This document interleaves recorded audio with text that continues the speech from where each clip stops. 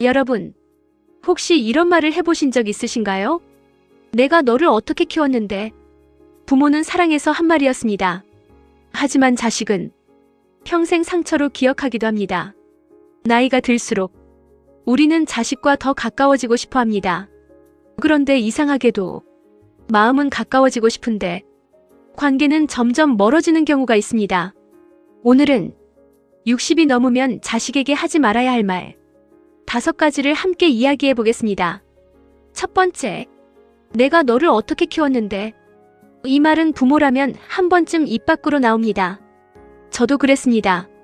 힘들었던 세월이 떠오르고 희생했던 시간이 생각나면 서운한 마음이 앞서기 때문입니다.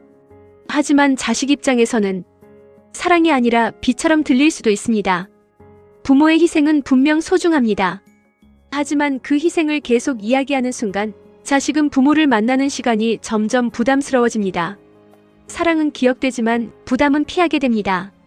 두 번째, 왜 다른 집 자식은 잘하는데? 비교는 아이를 키울 때도 상처가 되지만 성인이 된 자식에게는 더 깊은 상처를 남깁니다. 친구와 비교하고 형제와 비교하고 사촌과 비교하는 순간 자식은 인정받지 못한다고 느낍니다. 사실 부모는 더 잘 살기를 바라는 마음이었을 것입니다. 하지만 사람은 비교받을수록 멀어집니다. 있는 그대로 인정받을 때 비로소 마음을 엽니다. 세 번째, 내 말만 들었으면. 돌아보면 부모의 경험이 맞았던 순간도 많습니다.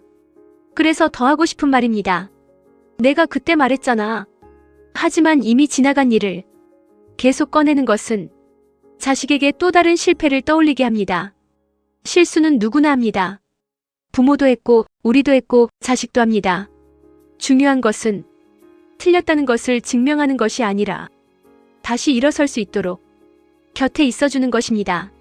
네 번째, 노후에는 너밖에 없다. 이 말은 사랑처럼 들릴 수도 있지만 자식에게는 엄청난 부담이 됩니다. 자식도 자신의 가정을 꾸리고 아이를 키우고 생활을 이어가느라 매일 최선을 다하고 있습니다. 부모를 사랑하지 않아서가 아닙니다. 여유가 없는 것입니다. 노후는 자식에게 기대는 살보다 스스로 준비하려는 마음이 부모와 자식 모두를 편안하게 만듭니다. 다섯 번째, 왜 전화도 안 하니? 이 말도 참 많이 합니다. 하지만 생각해보면 우리도 젊었을 때는 바쁘게 살았습니다. 부모님께 자주 연락하지 못했던 날도 있었지요. 자식도 마찬가지입니다. 사랑하지 않아서가 아니라 삶이 바쁜 것입니다. 가끔은 잘 지내니? 한마디만 건네도 충분합니다. 부담 없는 안부가 더 오래 이어지는 관계를 만듭니다. 돌아보면 부모와 자식 사이를 멀어지게 만든 것은 큰 사건이 아니었습니다. 매일 반복된 작은 말들이었습니다. 저도 이제 와서 생각해보니 사랑한다고 하면서도 상대가 듣고 싶은 말보다 내 마음만 전하려 했던 순간이 많았습니다.